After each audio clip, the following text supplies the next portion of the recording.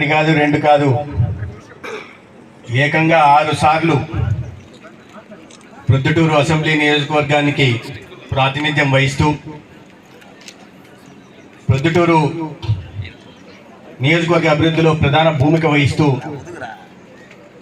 కేవలం ప్రొద్దుటూరు ప్రాంతంలోని వారికే కాకుండా జిల్లాలోని ప్రతి ఒక్కరికి సుపరిచితులై తన మార్కు జిల్లాలో వదిలిన అలాంటి ఇప్పుడిప్పుడే ఎలక్ట్రల్ పాలిటిక్స్కి వచ్చి రాజకీయాల్లోకి వచ్చిన కొత్త వారికి ఆదర్శంగా నిలుస్తున్న గౌరవనీయులు పెద్దలు నందాల వరదరాజరెడ్డి గారు, అదేవిధంగా 4 సార్లు శాసనసభ్యుగా ఎన్నికై చాలా చలోక్తులతో ఆసక్తులతో తన ప్రసంగాన్ని కొనసాగిస్తూ ఈ ప్రాంతంలో నేను ఎప్పుడు అంటుంటాను రాయలసీమ దిల్కా దడకన్ అని, అటువంటి సత్యప్రాల ఆదినారాయణ రెడ్డి గారు, జిల్లా కలెక్టర్ శ్రీ చెరుకూరి శ్రీధర్ గారు, ఆర్డీఓ శ్రీమతి సాయి శ్రీ గారు, ముక్తియార్ గారు, శశిభూషణ్ రెడ్డి గారు, లింగారెడ్డి గారు, సుధాకర్ రెడ్డి గారు, రమణారెడ్డి గారు, కొండారెడ్డి గారు, వరుణ్ కుమార్ రెడ్డి గారు, ఇతర వేదిక మీద ఉన్న పెద్దలకి, ఈ కానపల్లి గ్రామస్తులకి, కొత్తపల్లి పంచాయతీ గ్రామస్తులకి, ముఖ్యంగా మా ఆరోగ్య శాఖకు సంబంధించిన మెడికల్ ఆఫీసర్లకి, కమ్యూనిటీ హెల్త్ ఆఫీసర్లకి, ఏఎన్ఎంలకి, ఆశా వర్కర్లకి చేతులెత్తి నమస్కరిస్తూ ఇవాళ ఈ కార్యక్రమ కేంద్ర బిందువు, కర్త కర్మ క్రియ సంధానకర్త కొత్తపల్లి సర్పంచు శ్రీ మిత్రులు శివచంద్రారెడ్డి గారు, కొన్నాళ్ళ క్రితం వారు ఇటీవల సెక్రటేరియట్కి వచ్చారు. వచ్చి ఇంత పెద్ద లిస్టు తీసుకొచ్చారు ఈ గ్రామానికి సంబంధించిన సమస్యల గురించి. పవన్ కళ్యాణ్ గారిని కలిసి గ్రామీణాభివృద్ధి శాఖకి సంబంధించి, అదేవిధంగా పంచాయతీరాజ్ శాఖకు సంబంధించి పెద్ద లిస్టు తీసుకొచ్చి పవన్ కళ్యాణ్ గారి దగ్గరికి కలిసి సమస్యలను ఏకూరబెట్టి, సార్ అది త్వరలో సమస్యలు తీర్చాల్సిందిగా వారు చెప్పడం జరిగింది. ఇప్పుడు నాకు ఆ సందర్భంగా నన్ను ఆహ్వానించారు. పొద్దుకు దగ్గరలో వచ్చినప్పుడు సమయం పట్టవచ్చు కాబట్టి మీరు చేసుకోండి, పెద్దలు వదనారెడ్డి గారు కూడా ఉన్నారు కదా అని నేను చెప్పడం, లేదు ఇంకా చిన్న చిన్న పనులు ఉన్నాయి, అయిపోయిన తర్వాత వదనారెడ్డి గారి చేతుల మీద సమక్షంలోనే చేద్దామని వారు చెప్పడం, ఇవాళ ఈరోజు ఈ కార్యక్రమానికి రావడం, ఇవాళ సచివాలయం కానీ, రైతు సేవా కేంద్రం కానీ, లేదా ఆయుష్మాన్ ఆరోగ్య మందిర్ ప్రారంభంలో భాగస్వామ్యం వహించే అవకాశం కలిగినందుకు నేను ధన్యవాదాలు తెలియజేసుకుంటూ, ఇటువంటి సంపన్నమైన పంచాయతీని దత్తత తీసుకోవడంలో కొద్దిగా ఆనందం ఉంటుంది, ఖచ్చితంగా తీసుకోవడానికి ప్రయత్నం చేస్తా. మీరు చెప్పినట్టుగా ప్రస్తావించిన సమస్య ఏంటంటే మడూరు కాలువ గురించి ప్రస్తావించారు. మడూరు కాలువ పెద్దలు వరదరారెడ్డి గారు చెప్పినప్పుడు ఒకప్పుడు పంట కాలువ అయితే కాలక్రమేణా అది మురిగినీటి కాలువగా ప్రొద్దుటూరు కాలువ దగ్గర నుంచి అన్ని కాలువలు కూడా అదే రకంగా తయారైతాయి. అయితే ప్రొద్దుటూరు మున్సిపాలిటీకి సంబంధించి అమృత్ పథకం కింద Atal mission for urban reservation and transformation, ఎందుకు నేను చెప్తున్నానంటే, నేను కేంద్రంలో పట్టణాభివృద్ధి శాఖ మంత్రికి ఓయిజీగా ఉన్నప్పుడు అప్పుడు ఇక్కడ మున్సిపల్ చైర్మన్ తీసుకొచ్చి మొదటి స్టేట్ యాన్యువల్ యాక్షన్ ప్లాన్ దాన్ని చేర్చి శాంక్షన్ చేసినది దాదాపు 130 కోట్ల రోజుల్లో వీటిని మంజూరు చేయడం జరిగింది. అంటే దాని కింద పెట్టడానికి ఇక్కడ దాకా విస్తరింపజేయడానికి అవకాశం ఉందా నేను కలెక్టర్ గారిని సందర్భంగా కోరుకుంటున్నా. దాంట్లో ఏమైనా సాధ్యాసాధ్యాలు పరిశీలించాల్సిందిగా, లేకపోతే అక్కడ ఏమైనా ఎస్టీపీ నిర్మాణం చేయడానికి ఉందా. నిన్నే నాకు ఒక గోవాకు సంబంధించిన ఒక సంస్థ వచ్చి వాళ్ళు ఇటీవల ఈ మహాకుంభలో వారణాసిలో జరిగిన ప్రయాగరాజ్లో జరిగిన మహాకుంభలో అన్ని కోట్ల మందికి 60 కోట్ల మంది వచ్చారు. దానికి సంబంధించిన పారిశుద్ధ్యానికి సంబంధించి ఎక్కడో కూడా ఒక సమస్య రావడం కానీ, ఒక ఆరోపణ రావడం కానీ జరగలేదు. దాన్ని చాలా సమర్థవంతంగా వారు నిర్వహించారు. వాళ్ళకు ఒక టెక్నాలజీ ఉంది. ఆ టెక్నాలజీకి సంబంధించిన నిన్నే సంబంధిత మున్సిపల్ శాఖ మంత్రి గారికి, అదేవిధంగా ప్రిన్సిపల్ సెక్రటరీ సురేష్ కుమార్ గారికి కూడా చెప్పడం జరిగింది. దాన్ని వినియోగించుకోవడానికి అవకాశం ఉందని, దాన్ని ఇక్కడ తీసుకుంటే ఏదైనా పైలట్ ప్రాజెక్ట్ కింద చేయడానికి ఉందా, సుదీర్ఘకాలంగా అపరిష్కృతంగా ఉంటున్న ఈ సమస్యకు పరిష్కారం కనుక్కోవడానికి అవకాశం ఉందా, ఒకసారి కలెక్టర్ గారు దాన్ని పరిశీలిస్తే బాగుంటుందని ఈ సందర్భంగా నేను ఒక చిన్న కోరిక కూడా వారికి కోరుతున్నాను. మిత్రులారా, ఈ ప్రాంతం నాకు చాలా చిరపరిచితం. నేను ఎమ్మెల్యేగా ధర్మవరం వెళ్ళినప్పటికీ పెరిగిందంతా ప్రొద్దుటూరే. నేను మొదట్లో గ్రామాలు పట్టణంలో పెరిగాను, మున్సిపాలిటీలో ఉన్నా. కానీ గ్రామాల్లో నేను మొట్టమొదటిగా నేను వచ్చి చూసిన గ్రామం ఏదయ్యా అంటే మీకు ఈ కూతవేటు దూరంలో ఉంటుందో చెంచుపల్లె. నాకు చిన్నప్పుడు మిత్రుడు ఉండేవాడు అక్కడ, అందుకని అక్కడికి వెళ్ళేవాళ్ళం. వెళ్ళి రాత్రిపూట వరిమడికి వెళ్ళేవాళ్ళం నీరు పట్టడానికి, లేదా పసుపు వేసేవాళ్ళు. ఇప్పుడు వేస్తున్నారో లేదో నాకు తెలియదు. పసుపు అప్పట్లో పసుపు ఎక్కువ వేసేవాళ్ళు, చెరుకు వేసేవారు, లేదా వేరుశనగ వేసేవారు. 3 పంటలు పండించేవారు. ఆ సందర్భంగా నేను వచ్చి చెంచుపల్లికి వెళ్ళేవాడిని, కానపల్లి మీదుగా వెళ్ళేవాడిని. వెళ్తున్నప్పుడు ఇక్కడికి వచ్చి శివచంద్రారెడ్డి గారితో కూడా మాట్లాడేది. ఎందుకంటే అప్పుడు మాకు నాయకుడు ఆయన ఆర్ట్స్ కాలేజ్లో చైర్మన్గా గెలిచి ప్రొద్దుటూరు పట్టణంలో శివచంద్రారెడ్డి అంటే తన మార్కు ఆ రోజుల్లో మేము ఇంకా స్కూల్లో ఉన్నాం అప్పటికి. కాబట్టి ఆ రోజుల్లో వదిలాడు. మీకు ఏదైనప్పటికీ కూడా ఇవాళ ఈ మంచి కార్యక్రమానికి ఆహ్వానించినందుకు నేను ప్రత్యేకంగా ధన్యవాదాలు తెలియజేస్తున్నా. మిత్రులారా, సచివాలయం అనేది రైతు సేవా కేంద్రము, అదేవిధంగా ఆరోగ్య కేంద్రం ఒకే చోట నిర్మించాలనే ఆలోచన చాలా మంచి ఆలోచన. దీనికి నేను రాజకీయంగా నాకు ప్రత్యర్థి అయినప్పటికీ, సైద్ధాంతిక విభేదాలు ఉన్నప్పటికీ, ఆయన అవినీతిని కానీ లేదా ఆయన సాగిన 5 సంవత్సరాలు చేసిన విధ్వంసాన్ని నేను విమర్శిస్తున్నప్పటికీ ఈ 3 ముఖ్యమైన వాటిని గ్రామీణ ప్రాంతాల్లో ఒకే చోట నిర్మించాలనే ఆలోచన చేసినందుకు మొట్టమొదటిసారిగా నేను జగన్మోహన్ రెడ్డి గారిని ఈ వేదికపై నుంచి అభినందిస్తున్నా. మంచి ఆలోచన. కానీ ఒక మంచి ఆలోచన చేయడం కాకుండా ఆలోచనకు అవగాహనతో పూర్తి చేయాల్సిన బాధ్యత కూడా ఉంది. ఎవరికైనా నాయకుడు అనుకున్న వారికి ఏదైనా ఒకటి చేసినప్పుడు దాన్ని పూర్తి చేయాలి. అంతేగాని దాన్ని మొదలుపెట్టి వదిలేసేవాడు నాయకుడు కాదని నేను ప్రగాఢంగా నమ్ముతాను. ఎందుకంటే తీసుకొచ్చారు, మొదలు పెట్టారు. ఎక్కడి నుంచి మొదలు పెట్టారయ్యా? ఆయుష్మాన్ ఆరోగ్య మందిరం. కేంద్ర ప్రభుత్వం గ్రామాల్లో ఆయుష్మాన్ ఆరోగ్య మందిరం ద్వారా ఒక MLHP అంటే మిడ్ లెవెల్ హెల్త్ ప్రొఫెషనల్ తీసుకొచ్చి 105 రకాల మందులు పెట్టి ఒక ANMని పెట్టి వాళ్ళ కింద 5 నుంచి 6 మంది ఆశా వర్కర్లు చూసి ఎక్కడో పట్టణాలకు PSCలకు CSCలకు వెళ్లాల్సిన అవసరం లేకుండా గ్రామాల్లోనే వారి ఆరోగ్య సంరక్షణ నిర్వహించడం కోసం కేంద్ర ప్రభుత్వం ఆయుష్మాన్ ఆరోగ్య మందిర్ హెల్త్ అండ్ వెల్నెస్ సెంటర్ని నరేంద్ర మోడీ గారి ప్రభుత్వం NHM కింద మొదలుపెట్టిన తర్వాత 150,000 టార్గెట్గా పెట్టుకుంటే మన రాష్ట్రానికి 10,032 పెట్టారు. మంచి ambitious target. Yes, appreciate that. అయిన తర్వాత తీసుకొచ్చి పూర్తి చేయాలా లేదా? 3,000 మాత్రం పూర్తి చేశారు, 10,032. పోనీ దానికోసం ఎక్కడి నుంచైనా రాష్ట్ర ప్రభుత్వం నిధుల నుంచి ఖర్చు పెట్టారా? లేదు. ఏది మనకు అప్పటికే గ్రామీణ ఉపాధి హామీ పథకం కింద NREGS కింద వస్తున్న నిధుల్ని, దాంట్లో వస్తున్న మెటీరియల్ కాంపోనెంట్ని తీసుకెళ్లి దాంట్లో ఖర్చు పెట్టారు. దానికి ముందు మనం ఆ మెటీరియల్ కాంపోనెంట్ని ఎక్కడ ఖర్చు పెట్టేవాళ్ళం? గ్రామాల్లో సిమెంట్ రోడ్లు వేసేవాళ్ళం, లేదా కాలువలు లేబర్ కాంపోనెంట్ కింద వస్తుంది చేసేవాళ్ళం, లేదా శ్మశానాలకి కాంపౌండ్ వాళ్ళు కట్టుకునే వాళ్ళం, కాంపౌండ్ నిర్వహించే వాళ్ళం. మెటీరియల్ కాంపోనెంట్ని ఎక్కడైనా ఏదైనా కన్స్ట్రక్షన్ యాక్టివిటీ కోసం వాడుకునే వాళ్ళం. ఆ డబ్బులు కాస్త తీసుకెళ్లి ఆయుష్మాన్ ఆరోగ్య మందిర్లో పెట్టారు. అంటే ఇక్కడ వస్తున్న డబ్బులు దానికి వాడకుండా దాన్ని తీసుకొచ్చి ఇక్కడ ఇస్తారు. అంటే ఇది ఎంత అవగాహన రాహిత్యమో, ఎంత బాధ్యత రాహిత్యమో మనం అర్థం చేసుకోవాలి. సిమెంట్ రోడ్ లేకుండా ఆ డబ్బులు తీసుకొచ్చి నిర్మిస్తుంది.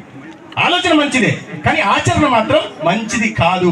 ఏ వేదికపై నుంచి నేను సమర్థించానో, ఒక మంచి ఆలోచనని సమర్థించానో అదే వేదికపై నుంచి చెప్తున్నా, ఆచరణ మాత్రం సరిగా లేదు. ఒక నాయకుడు ఆలోచన మాత్రం చేసి ఆచరణ సాధ్యం కానీ ఆలోచన చేసి అవగాహన రాహిత్యంతో పాలన సాగిస్తే గత 5 సంవత్సరాల పాలన ఎలా ఉందో అలాగే ఉంటుందన్న విషయాన్ని మీకు గుర్తు చేయడానికి మాత్రం ప్రయత్నం చేస్తాను. అదేవిధంగా సచివాలయ పరిస్థితి అదే, రైతు సేవా కేంద్రాల పరిస్థితి.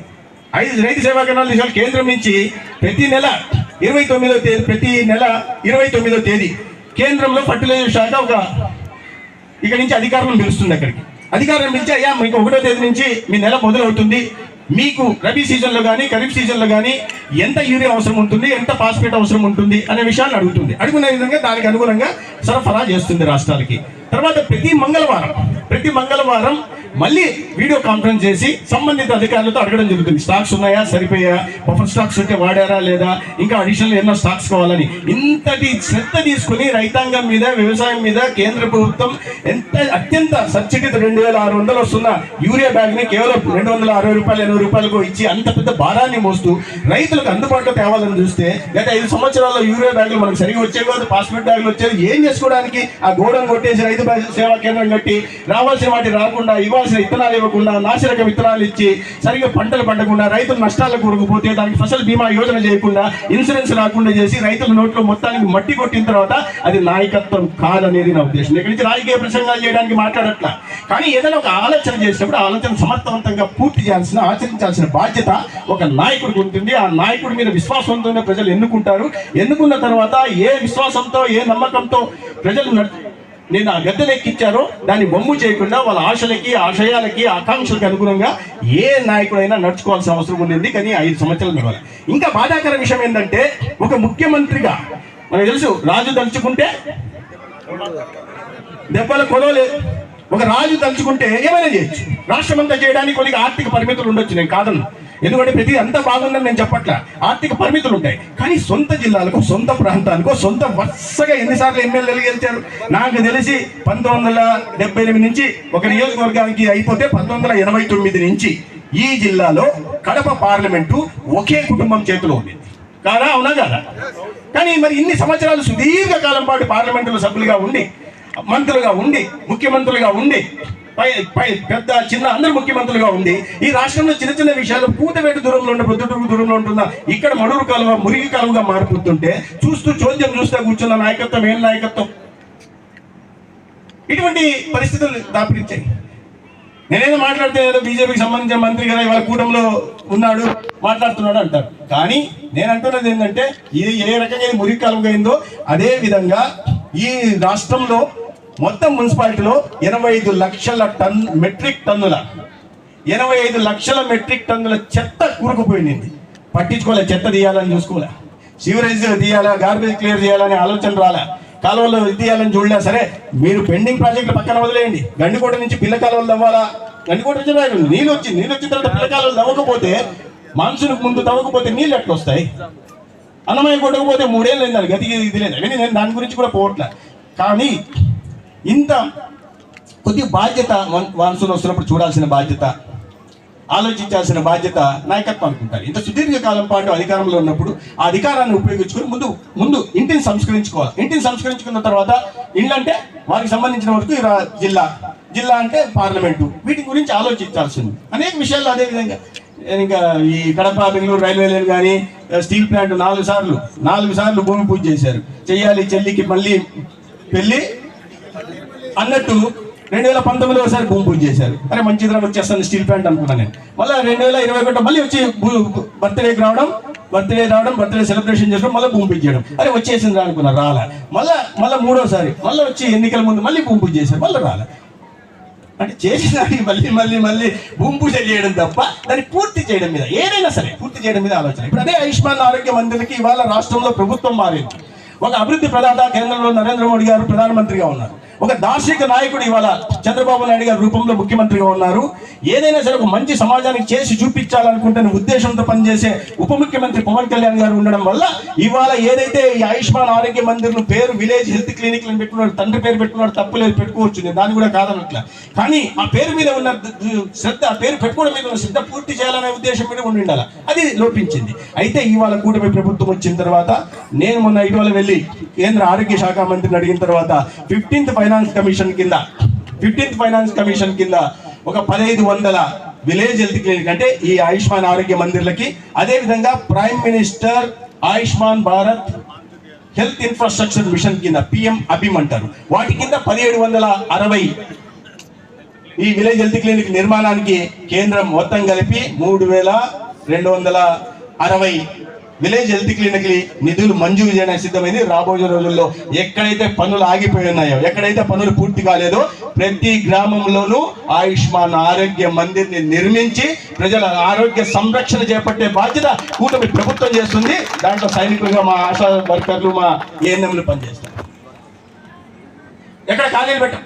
అదేవిధంగా కొత్తగా పిఎస్సీలు నిర్మాణం, ఆగిపోయిన పిఎస్సీలు నిర్మాణం చేస్తున్నాం. ఎందుకంటే ఆరోగ్య సంరక్షణ ప్రభుత్వానికి చాలా ముఖ్యమైనది కాబట్టి. మీరు గ్రామాల్లో చూసుకుంటే ఇవాళ కానపల్లెకి పండుగ వచ్చింది, మూడు ప్రారంభిస్తే కానపల్లెకి పండుగ వచ్చింది. కానీ గతంలో ఇదే కానపల్లెకి 14వ ఆర్థిక సంఘం నుంచి కానీ 15వ ఆర్థిక సంఘం నుంచి కానీ నిధులు రాలే. వచ్చాయి, కేంద్రం నుంచి పెద్ద ఎత్తున నిధులు వచ్చాయి, కానీ ఆ నిధులు సైడ్ అయిపోయాయి. అంటే ఏ ఉద్దేశం కోసం ఆ నిధులు ఎందుకు వస్తాయంటే గ్రామాల్లో మౌలిక సదుపాయాల కల్పన కోసం, గ్రామాల్లో మురుగునీటి నిర్వహణ కోసం, లేదా గ్రామాల్లో వీధి లైట్లు వెలక్కపోతే వీధి గేట్లు వేసుకోవడం కోసం, లేదా అంతర్గత రోడ్ల నిర్మాణం కోసం ఆ నిధులు వస్తే వాటిని దారి మళ్లించారు. గ్రామాల అభివృద్ధి చెందాల్సిన గ్రామాలను విస్మరించి, గ్రామాల్లో ప్రజల మధ్య వైషమ్యాలు పెంచి, కులాల మధ్య విద్వేషాలు పెంచి, తద్వారా రాజకీయ లబ్ధి పొందాలని ప్రయత్నం చేశారు తప్పిస్తే నిజంగా గ్రామాలు అభివృద్ధి చెందితే ఈ పట్టణాలు, జిల్లాలు, రాష్ట్రం, దేశం అభివృద్ధి చెందుతాయి. పల్లె సీమలు అనేవి దేనికైనా అభివృద్ధికి పట్టుకొమ్మలనే విషయాన్ని విస్మరించి గ్రామాల్ని పూర్తిగా వేశారు. అయితే ఇవాళ కొత్త ప్రభుత్వం వచ్చింది, మంచి ప్రభుత్వం వచ్చింది. ఉప ముఖ్యమంత్రి పవన్ కళ్యాణ్ గారు ఉప ముఖ్యమంత్రి అయితే మొట్టమొదటిగా ఒకే రోజు 1650 కోట్లను పంచాయతీకి 15 ఆర్థిక సంఘం నిధుల నుంచి నిధులు ఇవ్వడమే కాకుండా ఏ నిధులైతే గతంలో దారి మళ్లించే వాళ్ళు గ్రామీణ ఉపాధి పథకం కింద ఒకే రోజు 4500 కోట్లు నిధులు మంజూరు చేసి ప్రతి గ్రామంలో ఇవాళ సిమెంట్ రోడ్లు వస్తున్నాయి. వందనారెడ్డి గారు ఇవాళ ప్రత్యేకంగా ఆలోచిస్తున్నారు. గతంలో నాకు గుర్తుంది, ఎందుకంటే నేను గ్రామీణాభివృద్ధి శాఖ మంత్రిగా పనిచేస్తున్నప్పుడు ఈ చోట్ల ప్రతి చోట ప్రతిపాదనలు పంపేవారు. వారు ప్రతి చోట ప్రతి గ్రామానికి ప్రధానమంత్రి గ్రామ సడక్ యోజన కింద నిర్మాణం కోసం ప్రతిపాదనలు పంపేవారు. అందుకని నాకు బాగా గుర్తుంది, ఇదే రోడ్డు మీకు గుర్తుందో లేదు కానీ ఇదే రోడ్డు ప్రధానమంత్రి గ్రామ సడక్ యోజన కిందే నిర్మాణం జరిగింది. గతంలో అటల్ బిహారీ వాజ్పేయి గారు ప్రధానమంత్రిగా, వెంకయ్య నాయుడు గారు గ్రామీణాభివృద్ధి శాఖ మంత్రిగా ఉన్నప్పుడు ఈ రోడ్డు నిర్మాణం జరిగింది. మళ్ళీ ఇప్పుడు కూడా మొదలవుతాయి. ఎప్పుడైతే దీనావస్థ స్థితిలో ఉన్నాయి. ఇంతకుముందు మనం మామూలు రోడ్లు ప్రయాణం అంటే ఏముంటుంది, ఎవరైనా చెప్పండి, ప్రయాణం అంటే ఏముంటుంది, దూరం పోతాం అంతే కదా. గత 5 సంవత్సరాలు ప్రయాణం అంటే దూరం కాకుండా లోతు కూడా పోవాల్సి వస్తుంది. డిస్టెన్స్ కాకుండా డెప్త్ కూడా ట్రావెల్ చేయాల్సిన పరిస్థితి గతంలో ఉంటే ఇవాళ పరిస్థితులు మారిపోయాయి. రోడ్ల నిర్మాణం జరుగుతుంది, మరమ్మతులు జరుగుతున్నాయి, కొత్త రోడ్ల నిర్మాణం జరుగుతుంది, పెద్ద ఎత్తున అభివృద్ధి పనులు జరుగుతున్నాయి. రాజధాని పేరుతో నేనేం చెప్పాను, ఇప్పుడు ఏదైనా ప్రభుత్వం గతంలో చేసిన ప్రభుత్వం ఏదన్నా మనం ఖర్చు పెడుతున్నది ఎవరు మన జేబుల్లోంచి పెట్టాం, ఎవరు మన ఎస్టేట్ లోంచి తీసి పెట్టాం. ప్రజలు డైరెక్ట్ గా కానీ ఇండైరెక్ట్ గా కానీ కట్టిన ట్యాక్సుల నుంచే ఈ అభివృద్ధి పనులైనా చేస్తాం, లేదా సంక్షేమ పనులైనా చేస్తాం. అయితే నాయకత్వం ఏమంటుందంటే ఏ ట్యాక్స్ నుంచి డబ్బులు వసూలు చేస్తామో దాన్ని సంపద సృష్టించడానికి కోసం, సంపద సృష్టిస్తే తర్వాత ఆదాయం పెరుగుతుంది. అందుకని ఇప్పుడు ప్రధానమంత్రి అయిన తర్వాత నరేంద్ర మోడీ గారు 11వ స్థానంలో ఉంటున్న ఆర్థిక వ్యవస్థని ప్రపంచంలోనే అతిపెద్ద ఆర్థిక వ్యవస్థలో 4వ స్థానానికి పెంచారు. అంటే సంపద సృష్టి జరిగింది. సంపద సృష్టి చేయడం నాయకుడు లక్షణం, అది జరగలేదు. అయితే ఇవాళ ఈ డబ్బులన్నీ సంపద సృష్టి మీద ప్రధానంగా వెచ్చిస్తున్నారు. రహదారుల నిర్మాణం జరిగితే, హైవేల నిర్మాణం జరిగితే, రైల్వేల నిర్మాణం జరిగితే వాళ్ళ సంపద సృష్టి జరుగుతుంది. దాంట్లో భాగంగానే మీరు మంచి రోడ్డు వచ్చింది అనుకోండి, మంచి రోడ్డు వస్తే మన పంట ఖచ్చితంగా ముందు మనం పెరిగేది మన భూముల విలువ పెరుగుతుంది. మంచి రోడ్డు వచ్చింది అనుకోండి, మన పిల్లలు హ్యాపీగా బయటికి వెళ్ళి చదువుకోవడానికి అవకాశం ఉంటుంది. మన ఊర్లోకి ఎడ్ల బండ్లే రాని చోట రోడ్డు సరిగా లేకపోతే ఇంకా ట్రాక్టర్ రాదు, డాక్టర్ రాడు, యాక్టర్లు అసలే రాదు. అటువంటి నేపథ్యంలో రోడ్డు బాగుంటే మన పిల్లలు వెళ్తారు చదువుకోవడానికి, ఎడ్ల బండ్లు పోతాయి, ట్రాక్టర్ పోతుంది, బస్సు వస్తుంది, కారు వస్తుంది, రవాణా సౌకర్యం కూడా కలుగుతుంది. కాబట్టి దాని తర్వాత సంపద సృష్టి జరుగుతుంది. రహదారుల నిర్మాణం ఎప్పుడు కూడా నాగరికతకి చిహ్నం, సంపద సృష్టి జరుగుతుంది. ఇవాళ అటువంటి సంపద సృష్టి జరుగుతోంది కాబట్టే మంచి హైవేల నిర్మాణం జరిగిన, ఎక్స్ప్రెస్ హైవేల నిర్మాణం జరిగితే ఆ లాజిస్టిక్స్ కారణంగా పెట్టుబడులు వస్తాయి, పరిశ్రమలు వస్తాయి, పరిశ్రమలు వస్తే పెట్టుబడులు వస్తాయి, పరిశ్రమలు వస్తే పెట్టుబడులు వస్తే ఉద్యోగ ఉపాధి అవకాశాలు కలుగుతాయి. చదువుకున్న మన యువత వాళ్ళ కాళ్ళ మీద వాళ్ళు నిలబడడానికి అవకాశం కలుగుతుంది. తద్వారా యువత కూడా అభివృద్ధిలో భాగస్వామ్యం చెందడానికి అవకాశం ఉంది. దాంట్లో భాగంగానే వాళ్ళ P4 గురించి కలెక్టర్ గారు ప్రధానంగా ప్రస్తావించారు. సమాజంలో అత్యున్నత స్థానంలో ఉంటున్న, ఆర్థికంగా కానీ ఇతరత్రా కానీ, అంటే అత్యున్నత స్థానం అంటే డబ్బు పరంగానే అని కాదు, రకరకాలుగా అత్యున్నత స్థానంలో ఉంటున్న వాళ్ళు సమాజంలో అత్యంత దిగువ స్థానంలో ఉంటున్న 20%, పైన ఉంటున్న 10% మంది, దిగువలో ఉంటున్న 20% మందికి వారి వారి విభాగాల్లో వారి దేంట్లో అయితే ప్రావీణ్యం సంపాదించారో, దేంట్లోనైతే లీడర్షిప్ క్వాలిటీస్ వారు చూపిస్తున్నారో వారి కింద 20%కి ఆదుకొని వాళ్ళ తలసరి ఆదాయాన్ని పెంచే ప్రయత్నం చేయాల్సిందిగా గౌరవ ముఖ్యమంత్రి ఒక అంబిషియస్ ప్రాజెక్టును తీసుకురావడం జరిగింది. ప్రపంచంలో ఎక్కడ లేని విధంగా అది ఈ రాష్ట్రంలో అమలు అవుతుంది. ముఖ్యంగా ఆరోగ్య విషయానికి వస్తే చాలా మంది గ్రామీణ ప్రాంతానికి సంబంధించిన మహిళలు ఉన్నప్పుడు చాలా సంస్కరణలు జరుగుతున్నాయి. దాంట్లో ప్రధానంగా నేను చెప్పాల్సింది ఏంటంటే ఇవాళ ఉచిత క్యాన్సర్ స్క్రీనింగ్ పరీక్షలు చేస్తున్నాం. ఉచిత క్యాన్సర్ స్క్రీనింగ్ పరీక్షలు చేస్తున్నప్పుడు మీకు ఎవరికి అనిపిది, అమ్మా మీరు మాట్లాడుతున్నారమ్మా, వినాలమ్మా, మీరు వినాలి, మహిళలు ముఖ్యంగా వినాలి. ఎందుకంటే ఏముందిలే స్క్రీనింగ్ అయినా ఉచితంగా చేస్తున్నారు, మనం పోవాల్సిన అవసరం లేదనుకుంటారు. కానీ ఒకటి గుర్తుపెట్టుకోండి, రోజు రోజుకు క్యాన్సర్ కేసులు పెరుగుతున్నాయి. 2022లో గ్లోబోకాన్ నిర్వహించిన సర్వేలో ప్రపంచవ్యాప్తంగా 119 మిలియన్ అంటే 119 కోట్ల క్యాన్సర్ కేసులు కొత్తగా వచ్చాయి. ఒక 2022లో 19 కోట్ల కేసులు ప్రపంచవ్యాప్తంగా 17% కొత్త కేసులు వస్తే మన దగ్గర 9.7% కొత్త కేసులు వచ్చాయి. అంటే 14,30,000 కొత్త కేసులు వచ్చాయి. మన ఆంధ్రప్రదేశ్లో 73,000 కొత్త కేసులు వస్తే 42,000 మంది చనిపోయారు. నేను భయపెట్టడం కోసం చెప్పలే, ఎందుకంటే క్యాన్సర్ అనేది సాధారణంగా 63 నుంచి 70% వరకు క్యాన్సర్ రోగాల్ని ముందుగా నివారించుకోవడానికి అవకాశం ఉంది. తర్వాత మొదటి దశలోనే గుర్తిస్తే వాటికి సరైన చికిత్స అందించడానికి అవకాశం ఉంది. లేదంటే క్యాన్సర్ మహమ్మారిన పడిన వాళ్ళు సహజంగా ఆర్థికంగా కుటుంబం చితికిపోవడమే కాకుండా ఇంటి పెద్దకో ఇంట్లో ఎవరికన్నా కుటుంబ సంరక్షణ చేసుకున్న తల్లికో క్యాన్సర్ వస్తే వాళ్ళు మరణం సంభవించే అవకాశం ఉంది. కాబట్టి ఉచితంగా ప్రభుత్వం 4,10,00,000 మందికి ఇవాళ ఉచిత పరీక్షలు నిర్వహిస్తున్నాం. ఆశా వర్కర్ల దగ్గర నుంచి మెడికల్ ఆఫీసర్ల దగ్గర నుంచి చేస్తున్నారా? చేస్తున్న తర్వాత సస్పెక్టెడ్ కేసెస్ ఇవాళ మేము 2 కోట్లు చేసాం, 50% దాకా చేస్తే దాంట్లో సస్పెక్టెడ్ కేసెస్ దగ్గర 1,70,000 వచ్చాయి. ఆ సస్పెక్టెడ్ కేసెస్ ని ప్రివెంటివ్ ఆంకాలజీ యూనిట్లకు టీచింగ్ హాస్పిటల్స్ లో పెట్టి గ్రీన్ ఛానల్ పెట్టి ప్రతి మంగళవారం ప్రతి గురువారం గ్రీన్ ఛానల్ పెట్టి వెయిట్ చేయాల్సిన అవసరం లేకుండా ఒక 222 బ్రాండింగ్ ఇచ్చి ఒక ఓపీ బ్లాక్ ను కూడా పెట్టి దాంట్లో మళ్ళీ ఇక్కడ కింద సస్పెక్టెడ్ కేసు అనుమానిత కేసులన్నీ కాకపోవచ్చు కాబట్టి మళ్ళీ అక్కడికి వెళ్తాం. దాంట్లో 10% పాజిటివ్ కేసెస్ వస్తున్నాయి. మనం ప్రాథమిక దశలోనే స్టేజ్ 1లో గుర్తించామనుకోండి, దాన్ని సరైన చికిత్స అందించవచ్చు. లేదా క్యాన్సర్ లక్షణాలు వచ్చే అవకాశం ఉన్నాయనుకోండి, నివారించవచ్చు. ప్రధానంగా 3టికి 70% క్యాన్సర్ రోగులు నోటి క్యాన్సర్ కారణంగా, లేదా మహిళలైతే 51% మహిళలు రొమ్ము క్యాన్సర్ కారణంగా, లేదా గర్భాశయ ముఖద్వారం క్యాన్సర్ కారణంగా చనిపోతున్నారు. మొహమాట పడతారు వెళ్ళడానికి, బ్రెస్ట్ క్యాన్సర్ చేసుకోవడానికి మొహమాట పడతారు. లేదా గర్భాశయ విలేజ్ హెల్త్ క్లినిక్ ఇదే విలేజ్ హెల్త్ క్లినిక్ లో రేపు స్పెక్యులంతో వచ్చి టెస్ట్ చేస్తారు. ప్రతి మహిళ మన గ్రామానికి సంబంధించిన మహిళ అక్కడికి వెళ్ళి టెస్ట్ చేయించుకోవాలి. టెస్ట్ చేసుకుంటే వాళ్ళకి అనుమానం ఉంటే చెప్తారు తీసుకోవాల్సిన జాగ్రత్తలు, రాకుండా తీసుకోవాల్సిన జాగ్రత్తలు. మొహమాట పడకుండా ప్రతి ఒక్కరూ అక్కడికి వెళ్ళి అక్కడ ఉంటున్న కమ్యూనిటీ హెల్త్ ఆఫీసర్ ఎవరు ఉంటున్నారో, BSc నర్సింగ్ చదివిన కమ్యూనిటీ హెల్త్ ఆఫీసర్ దగ్గరికి వెళ్ళి వారితో పరీక్ష చేయించుకొని నివారించుకోవడానికి జాగ్రత్తలు తీసుకోండి. లేదా ప్రాథమిక దశలోనే గుర్తించి ప్రాణాలు కాపాడుకోవడానికి కూడా మనం అందరం ప్రయత్నం చేయాలా. ప్రజల ఆరోగ్య సంరక్షణ ఈ కూటమి ప్రభుత్వానికి అత్యంత ప్రాధాన్యత కలిగిన అంశంగా మీరు అందరూ గుర్తించాల్సిందిగా. అనేక రకాల పనులు జరుగుతాయి వైద్య రంగంలో, ఇతరత్ర పనులు కూడా అభివృద్ధి కార్యక్రమాల దగ్గర నుంచి అమరావతి నిర్మాణం జరుగుతుంది. దానికోసం కేంద్ర ప్రభుత్వం నుంచి 15,000 కోట్లు అమరావతి నిర్మాణానికి గ్రాంట్ రూపంలో వచ్చినా, లేదా 16,000 కోట్లు రుణ రూపంలో వచ్చినా, లేదా 12,500 కోట్లు పోలవరం నిర్మాణానికి వచ్చినా, లేదా స్టీల్ ప్లాంట్ మళ్ళా పునర్వైభవం తీసుకురావడం కోసం 11,500 కోట్లు తీసుకొచ్చినా, ఒకే రోజు ప్రధానమంత్రి గారు వచ్చి 2,10,000 కోట్లకు వివిధ ప్రాజెక్టులకు గ్రీన్ హైడ్రోజన్ దగ్గర నుంచి, బల్రెట్ పార్క్ దగ్గర నుంచి, లేదా రైల్వే జోన్ నుంచి అనేక ప్రాజెక్టులకు ఇవాళ ఉపాధి అవకాశాలు కల్పించడం కోసం లక్షలాది మంది ఆంధ్రప్రదేశ్లో ఉంటున్న యువతకి ఒక ఉపాధి అవకాశాలు కల్పించడం కోసం 2,10,000 కోట్లతో అనేక ప్రాజెక్టులకు కూడా శ్రీకారం చేయడం జరిగింది. మన ముఖ్యమంత్రి గారు కూడా చూస్తున్నాం. మనం సామాజిక పెన్షన్లను ప్రతిరోజు ఇంటి దగ్గరకు వచ్చి ఇవ్వడమే కాకుండా గతంలో లేని విధంగా, గతంలో లేదు జీతాలు ఇవ్వాలంటే ఎప్పుడో ప్రభుత్వ అధికారులు కూడా చూసేవాళ్ళు. ఈ పంచాయతీ నిధుల్ని కాకుండా, గ్రామీణ ఉపాధి పథకం నిధులనే కాకుండా ఇతరత్ర నిధులను దారి మళ్ళించే పరిస్థితి నుంచి జీతాలు లేని పరిస్థితి ఉండేది. వాళ్ళ జీతాలు కూడా సక్రమంగా ఉన్నాయి. రాష్ట్రం ఆర్థిక గాడిన పట్టే ప్రయత్నం చేస్తా ఉన్నాం. అయితే మాకందరికి చిన్న సమస్యలు ఉన్నాయి, చాలా పెద్ద ఎత్తున అప్పులు చేస్తున్నాయి. అవన్నీ చెప్పుకుంటా ఉంటే పోయిన ప్రభుత్వాన్ని విమర్శించినట్టుగా ఉంటుంది. మేము మంత్రులంతా కూర్చుంటే మాకు పోటీ ఉంటుంది. ఏం పోటీ అయ్యా అంటే, నువ్వు బాగా చేసావా, నీ పర్ఫార్మెన్స్ బాగుందా, నా పర్ఫార్మెన్స్ బాగుందా, అది కాదు. నీ మీద అప్పు ఎంత ఉంది, నా మీద అప్పు ఎంత ఉంది, నీ మీద ఎంత అప్పు ఉంది.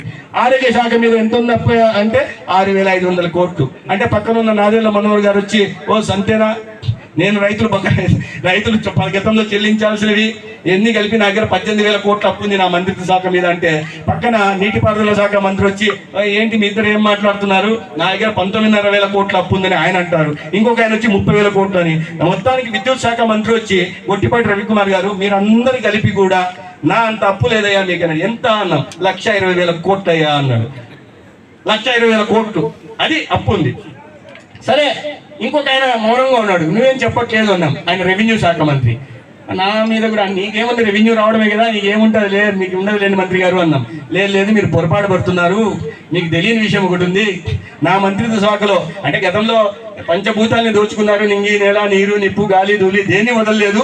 లాస్ట్ చుక్కల భూముల్ని, ప్రభుత్వ భూముల్ని, అతిశయ శాఖ భూముల్ని, లేదా అన్నదమ్ముల మధ్య వివాదాలు ఉంటే ఆ భూముల్ని, అన్న చెల్లెళ్ళ మీద ఆస్తి తగాదాలు ఉంటే వాటిని, మీకు అర్థమైంది అనుకుంటా, ఉంటే వాటిని దోచుకున్నారు. 13.5 లక్షల ఎకరాల భూమిని ఫ్రీ హోల్డ్ పెట్టి తినేశారు. ఒక్కొక్క ఎకరాకి కనీసం ఎక్కడ ఉండదు ప్రపంచంలో, కానీ మన దేశంలో ఎక్కడ ₹1,00,000 వేసుకున్నా కూడా 13.5 లక్షల కోట్ల అప్పు నాకు ఒక్క దాని మీదే ఉంది. అది 50 లక్షలు కోటి వేసుకుంటే మీరు క్యాలిక్యులేటర్ తీసుకొని లెక్క వేసుకోండి అన్నాడు. అది మాకు వారసత్వంగా వచ్చిన ఆర్థిక పరిస్థితి. అయితే ఇవాళ అభివృద్ధి పదార్థ దార్శనికత కలిగిన నాయకులు కేంద్రంలో ప్రధానమంత్రి రూపంలో, రాష్ట్రంలో చంద్రబాబు నాయుడు గారి రూపంలో ఉన్నారు కాబట్టి పరిస్థితులను చక్కదిద్ది ఈ రాష్ట్రాన్ని అభివృద్ధి గాడిని తీసుకెళ్తాం. సంక్షేమ పథకాల ఫలాల్ని ఎటువంటి రాజకీయ వివక్ష లేకుండా నీవాడు నావాడు, ఆ పార్టీకి సంబంధించిన వాడు, ఈ పార్టీకి సంబంధించిన మా ఊరోడి మీ ఊరోడు లేకుండా ఎవరైతే అర్హులు ఉన్నారో ప్రతి ఒక్కరికి అందించే ప్రయత్నం ఖచ్చితంగా చేస్తాం. మీరు ఏ నమ్మకంతో అయితే మమ్మల్ని ఆశీర్వదించి అవకాశం కల్పించారో, రాష్ట్రాన్ని మా చేతుల్లో పెట్టారో, అంటే కూటమి ప్రభుత్వం చేతుల్లో పెట్టారో, మీ నమ్మకాన్ని బొమ్ము చేయకుండా నడుచుకుంటామని మీ అందరికీ తెలియజేసుకుంటూ ఇవాళ ఈ కార్యక్రమం సందర్భంగా మిమ్మల్ని అందరినీ కలిసే అవకాశం కలిగించినందుకు మిత్రులు శివచంద్రారెడ్డి గారికి ఇంకోసారి, అంటే అత్యంత సంపన్నమైన సర్పంచ్ ఆయన